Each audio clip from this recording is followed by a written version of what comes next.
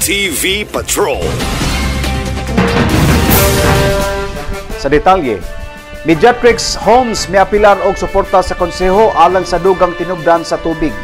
May apilar og pagtugod sa konseho sa dakbayan sa Usamis ang tagdumala sa Mediatrix Homes aron makamugna og laing water source alang sa mga kliyente nga nanimuyo sa bag-ong subdivision, ang Emerald Subdivision sa Barangay Bagakay. Nagkanayon si Majority Floor Leader Attorney Mars Tapayan na wala makadawat og resolusyon ang konseho may tungod sa aplikasyon sa Mediatrix Homes nga mohimo og dugang water works sa rason nga kulang ang supply sa tubig gikan sa Prime Water MOWD. Nasayran na lang sa konseho sa dihang nga nadawat ang notice gikan sa NWRB o National Water Resources Board nga mohimo niini ang ahensya og hearing alang sa posibleng approval. Ang Rufina Subdivision maoy unang subdivision nga nabutangan og water pumping station og mausab kini ang kasamtangang nagsupply og tubig sa Emerald Subdivision hinungdan nga mas labi pa nga nagkakulang ang supply sa tubig. Gumikan sa kahabog sa maong lugar, maglisod gayod pagsubida ang water supply gikan sa Prime Water o kini nga kahimtang gimulo usab sa uban pang mga residente sa maong barangay nga nag-subscribe sa water supply sa MOWD.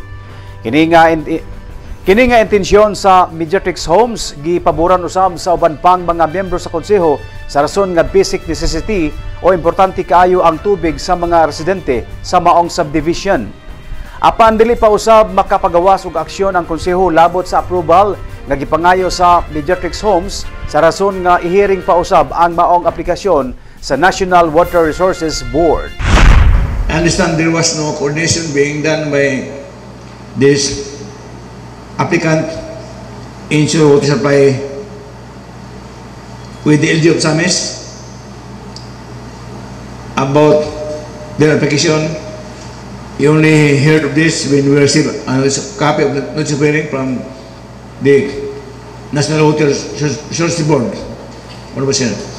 Dayon, kay tungod lagi na ay kaugalingong water system karon existing ang kanang kuan pero siguro wala go work kayo Madam Chair kay dili to siguro kay dako di kay ka-supply so ang uban nagkuha sa Prime Water. That's why dili nakasaka ang supply dito sa amo dapit siguro sa amo makasaka pa pero dili jud katong sa imabaw pag dapit sa amo di na sila ka-supply. That's why mas better mag-drill sila siguro mas more bigger than kanang existing karon.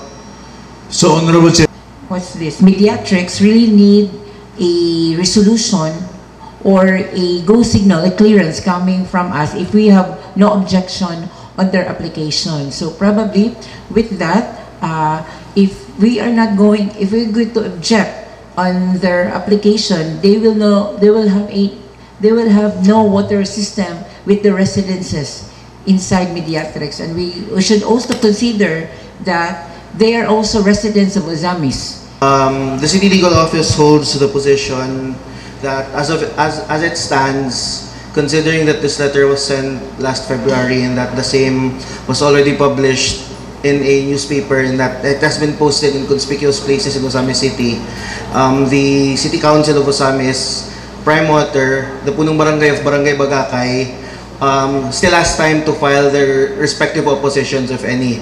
However, we also concede to the Honorable Marcelian Tapayan's position that we also have the option to wait on the action of the National Water Resources Board before the LG will file its appeal in case that the decision is completely adversarial to us. One TV Patrol.